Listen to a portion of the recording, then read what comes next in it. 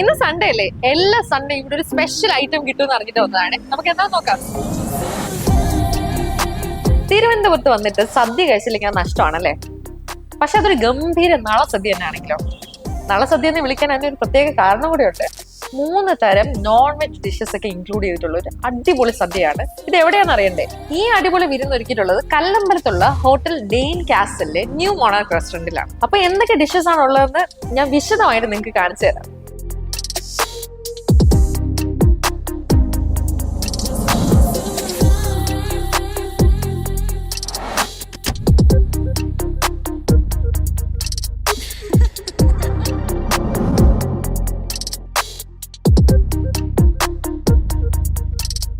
നമ്മൾ ഓർഡർ ചെയ്ത ഫുഡ് ഇവിടെ വന്നിട്ടുണ്ട്. ഇതെല്ലാം കൂടെ എങ്ങനെ കഴിച്ചു തീർക്കുമെന്ന് വെച്ചാൽ എനിക്ക് അറിഞ്ഞൂടാ.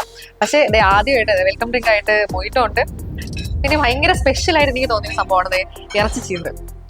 ബീഫാണ്, നല്ല ഡ്രൈ ഫ്രൈ ഒക്കെ ചെയ്ത് ഭയങ്കര ടേസ്റ്റ് ഉള്ള സംഭവമാണ്. ഞാൻ കഴിച്ചു നോക്കിയായിരുന്നു.